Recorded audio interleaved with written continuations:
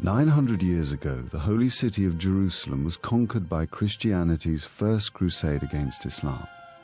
The victorious Crusader knights occupied the Muslim holy sites, including the sacred Dome of the Rock and the nearby Al-Aqsa Mosque. The Crusaders believed the Al-Aqsa rested on the ancient remains of King Solomon's temple, and the knights who came to live there were known ever after as the Knights Templar.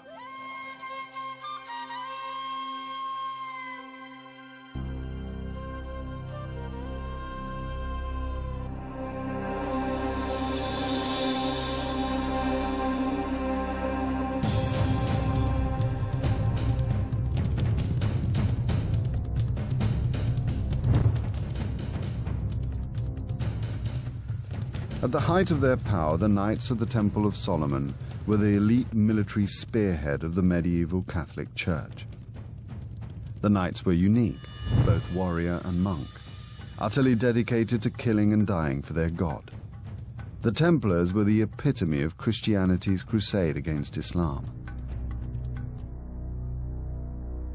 The Knights Templar were not just frontline soldiers, they also constructed a remarkable supply and support network that enveloped every nation in Europe. The Templar network acquired vast business interests in farming, shipping, and banking, which eventually turned the order into the most powerful financial institution in Europe. In fact, the Order of the Temple of Solomon was the world's first multinational corporation. Just 200 years after its foundation, the Order's leaders were burned alive and its vast wealth seized.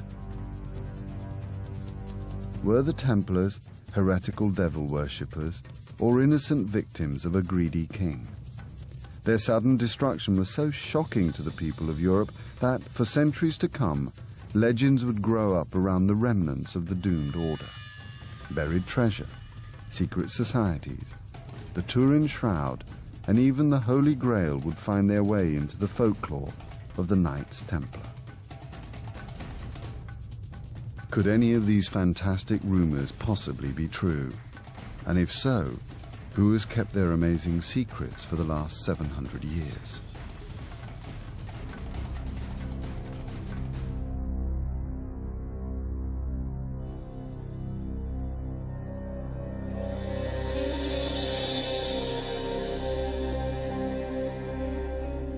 Pope Urban II called what we now describe as a crusade in 1096, and as a consequence of that, Latin armies captured a number of key places in Palestine and Syria, including Jerusalem and the holy places. The problem was, however, that when the crusade was finished, many people left the East, having fulfilled their crusade vows, and returned to the West. And the Crusaders were left, the Crusade settlers were left with very little in the way of defences. But this didn't stop masses of pilgrims coming to the East, many of whom were unarmed, were elderly, were vulnerable, and needed to be defended. And in essence, really, the Templars were founded by a group of Western knights, French knights, who were living in the East, who wanted to engage in a charitable act and perhaps also ensure their own salvation by defending and protecting these groups of pilgrims who went to see the holy places. So in its simplest form, that's how they came into being.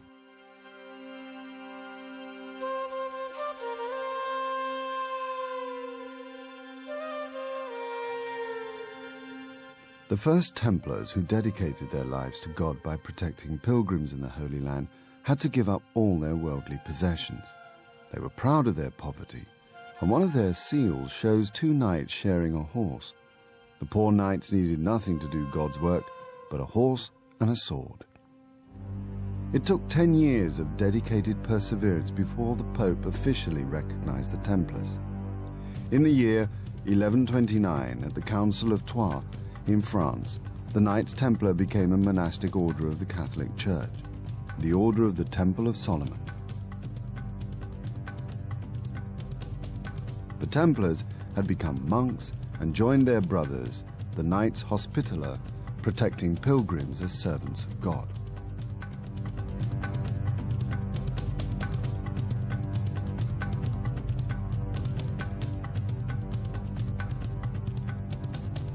But not everyone believed that it was possible to serve God as a warrior.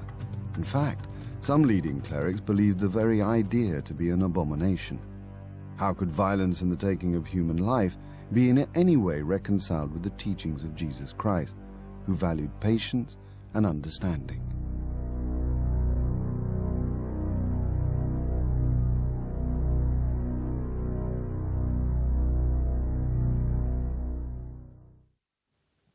I think the reason that there was initially a rather ambiguous reaction towards the creation of the temple was that they were a quite unique creation, a combination of monk and warrior, which nobody had seen before. And many men in the 12th century were uneasy in the face of innovation, despite the fact that in many ways it was a very innovatory century in a wide range of intellectual and cultural fields. So they needed time to get used to it before they could perhaps fully recognize its value. So in the early years, the Templars didn't gain a great deal of support.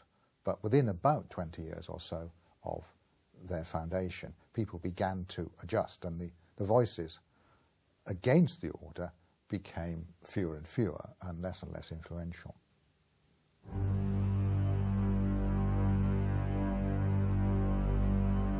One of the most influential supporters of the Templars was the greatest church leader of the age, the Cistercian abbot Bernard of Clairvaux. Bernard saw the Knights Templar as more than warriors fighting the flesh and blood of Muslims. Bernard believed the Knights were fighting evil and were therefore purifying the Holy Land. In the eyes of the Church, the Knights Templar were not committing homicide, but malicide, not killing man, but evil itself.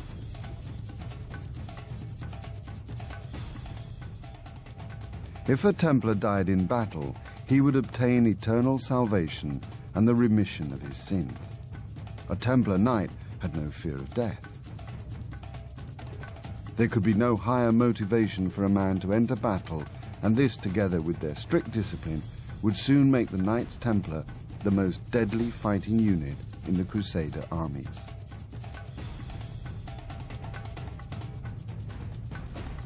In fact, the Templars were Europe's first professional standing army since the Romans.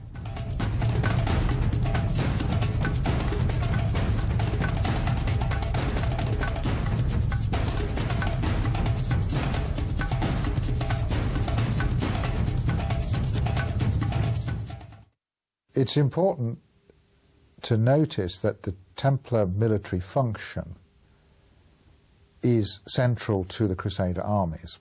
The Templars were governed by a monastic rule which demanded obedience, and this enabled them to act in a structured and prearranged way in a battle situation. Here, in many ways, you have the origins of military discipline, and this made the Templars more valuable to the Crusader armies than perhaps their numbers might suggest.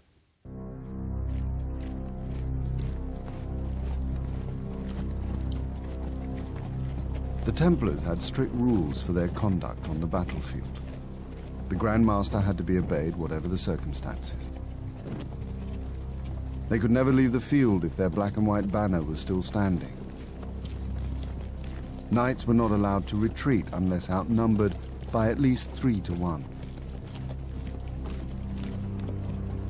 The order was forbidden to pay ransom, so there was no reason for a Muslim to take them alive.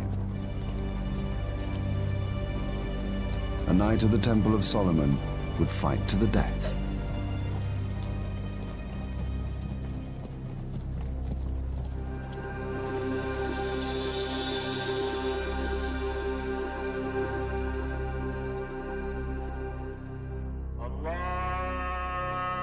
Templars newly arrived in the Holy Land were stationed at their headquarters in the Temple of Solomon, their name for the Al-Aqsa Mosque. The Templar compound included the mosque, the entire southern end of the platform on which it rested, and even below the platform's surface. Here, there was another mosque, the Maruni, where the Templars kept their horses and camels, and which the Crusaders believed to have been the stables of King Solomon. Today, the Maruni is rarely seen by non-Muslims.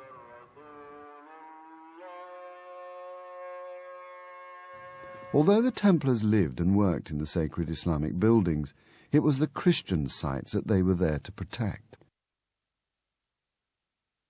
The most important Christian site of all was the Church of the Holy Sepulchre, built on Calvary, the rock on which Jesus Christ had been crucified.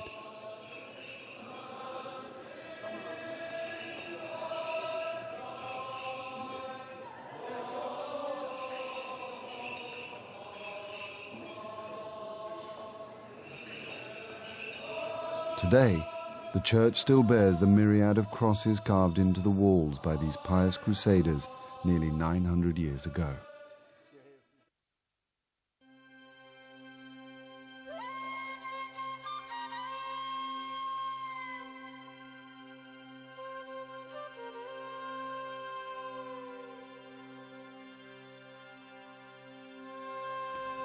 Beyond the relative safety of Jerusalem were the numerous biblical holy sites that required pilgrims to journey along lonely roads and through dangerous and inhospitable country.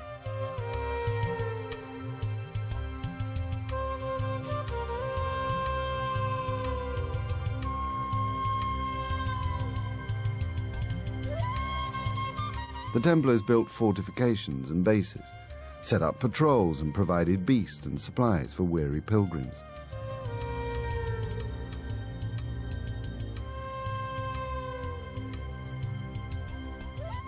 It was not long before the discipline and skill of the Templar Knights demonstrated to all that they were capable of far more than just protecting pilgrims.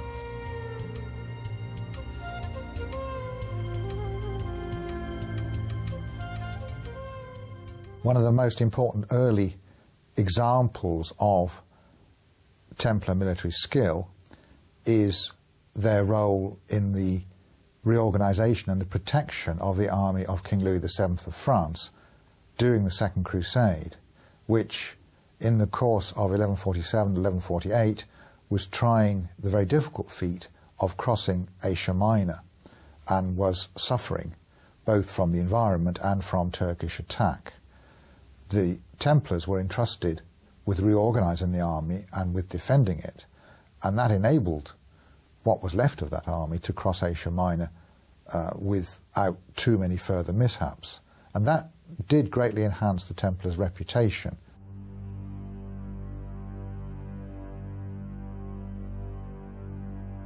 The Second Crusade also saw the Knights Templar awarded the right to wear their distinctive red cross. The cross with its splayed ends was at the time unique to the Templars.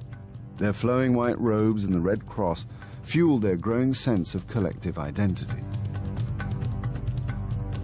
This military uniform was just one of the many innovative ways that the Knights Templar foreshadowed a modern army. Their main weapon, however, had been tried and tested over generations. The cavalry charge was effectively their only offensive tactic. Now, of course, they developed other things to back this up. Infantry played an absolutely essential role because they provided the launch pad, the defended entity, even within an open battle, from which the armoured cavalry launched their charge. And they had other troops as well. They had light cavalry, the famous Turcopoles, and the Templars had all these units.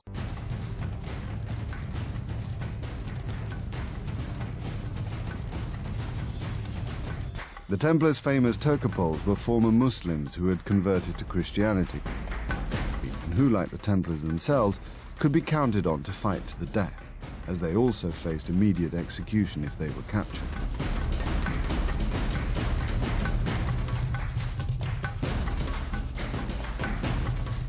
Horses were vital to the Crusaders, not just for warfare, but for communications and transport. Templar care of horses was second to none, as they were expensive, did not live long, were particularly vulnerable to sickness in the Holy Land, and soon learned to fear battle.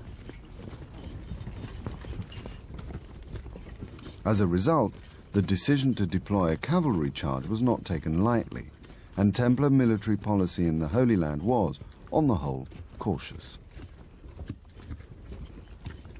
As the skill and reputation of the Templars began to grow, so did their role in the overall defense of the Crusader states.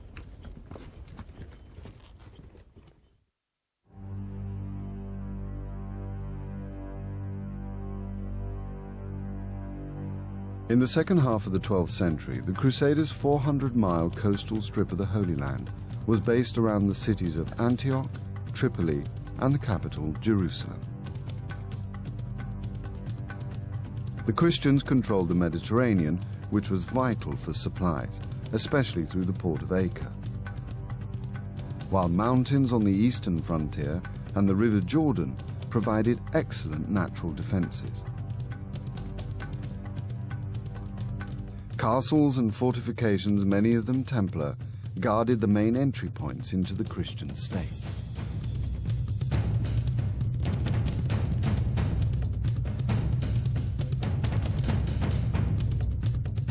Although the Christian sliver of the Holy Land was surrounded by Islam, political and religious divisions had prevented any unified attempt to drive the Christians out. When the Sunnis from Syria imposed their orthodoxy on Shia Egypt, the Crusaders faced a united Islamic frontier for the very first time. In 1178, the Templars began construction of a new castle at Jacob's Ford, where the main road from Cairo to Damascus crossed the River Jordan.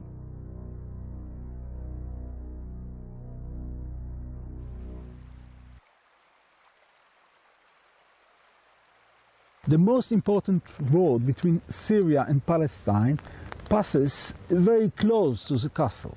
You can see it, you can still see it now. You can see the metal road, which leads from Palestine to the Golan Heights, and from there, hopefully, very soon, to Damascus. This is the old Via Maris, which goes from Egypt to Damascus and crosses the Jordan in this crucial site. There are only a few hundreds of meters where the roads can cross the Jordan River. But until 1178, this crossing, this vadum, the fords of the Jordan were not protected by the Franks. In 1178, a year after a very decisive victory of the Franks over the Muslim enemies, the Knight Templars succeeded to convince the king to build a new castle very close to Damascus, 2 days walk from Damascus, and in a territory which was considered by both Franks and Muslims as a Muslim territory.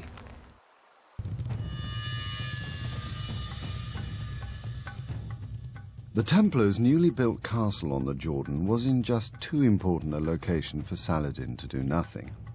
In the year 1179, he moved to destroy it.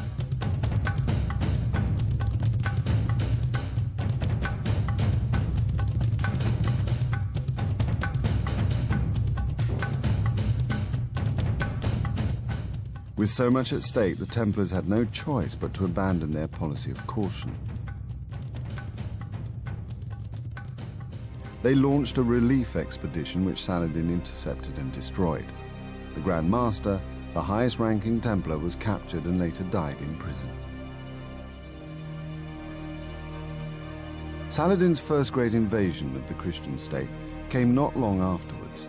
The Templars once more put their faith in God and launched their heavy cavalry charge against a numerically superior enemy.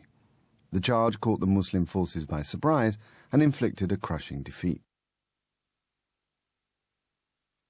The Templars deployed the same proven tactics a few years later in 1187, when they discovered one of Saladin's armies had crossed the Jordan and was reconnoitring around the springs of Cresson. The Templars once more put their faith in God and launched a cavalry charge right into the heart of a Muslim force at least 3 times their size. This time, the cavalry failed. 60 Templar knights died and just 3 escaped the massacre.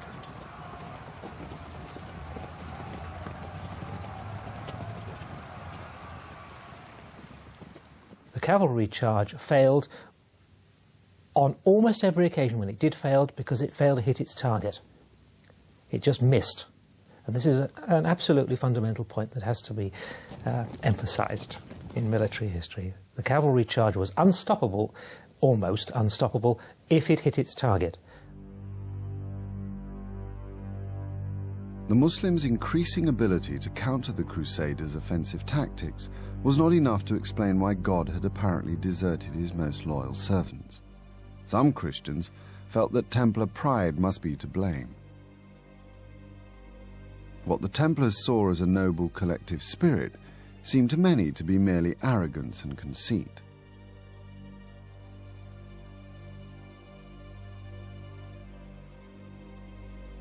Some believed the Holy Land itself was now threatened by their godlessness. For the Muslims, their great victory at the springs of Cresson was a huge morale booster, and a few weeks later, Saladin assembled the largest ever Muslim army.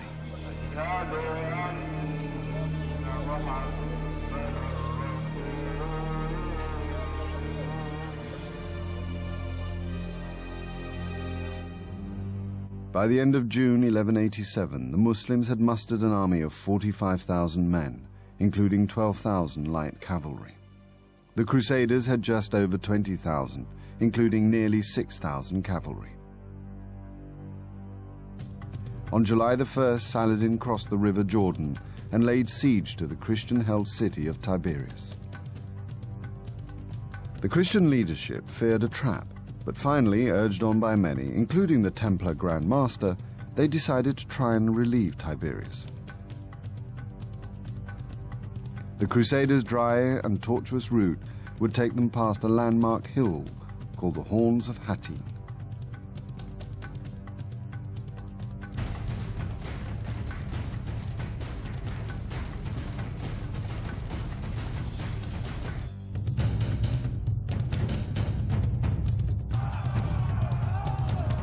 At the Horns of Hattin, Saladin's army was waiting. The Christians were enveloped and crushed.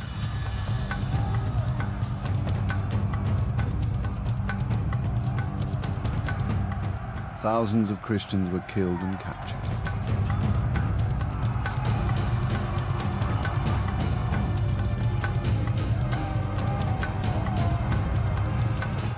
Nearly all of the Crusaders were released for ransom, except for the Knights of the Military Orders, the Hospitallers and the Templars. Following the Battle of Hattin, the captured members, or at least knights, of the temple, and I believe the hospital as well, were executed. Now, this sounds incredibly brutal and ruthless, but I think what you have to bear in mind is that Saladin recognized that these were dangerous, dedicated, implacable foes. As one Muslim chronicler put it, they were the fiery heart of the Frankish armies. They were the best disciplined, they were well equipped, they were committed, and they were permanent. And I think Saladin's aim there is really to try to eliminate what he saw as the core of the Frankish armies, so that in the future the land reconquered by the Muslims would remain in Muslim hands. Saladin had also captured a large number of them, so executing them might, from his point of view, break the back of the organization.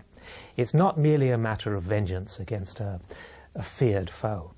In fact, I don't think it's even vengeance at all. This was a rather cold, calculating, and seen from a modern point of view,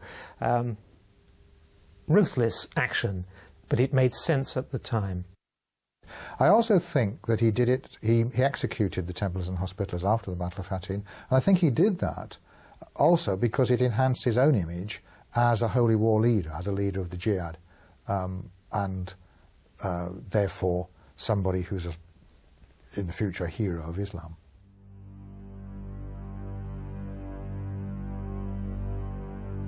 In the space of 6 months, half of the Templars' Holy Land army had been killed, and not a single fortification remained with a full garrison.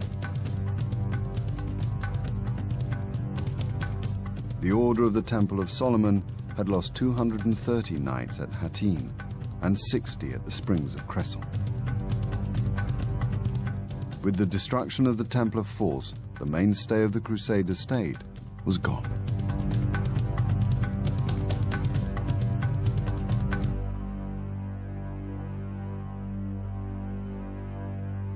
Saladin, having destroyed the Christian field army at Hattin, moved to capture the Crusader coastal ports to prevent any reinforcements getting through to the Christians by sea.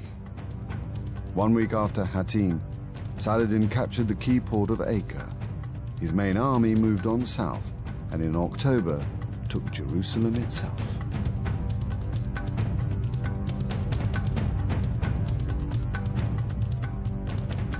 Over the next few months, Saladin recovered nearly all of the land lost to the First Crusaders almost a century before. Only the arrival of a German crusader, Conrad of Montserrat, at Tyre, prevented its fall. This toehold and a few meagre garrisons at Antioch and Tripoli were all that remained of a Christian Holy Land.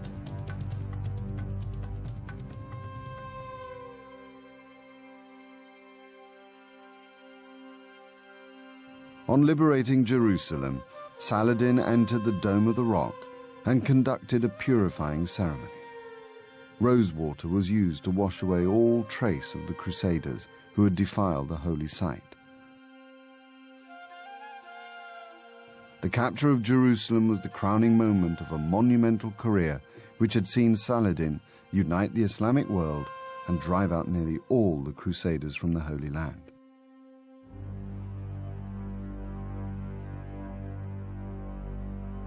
The Templars had been almost eliminated from the East, but incredibly, they had prepared themselves for a disaster on even this scale.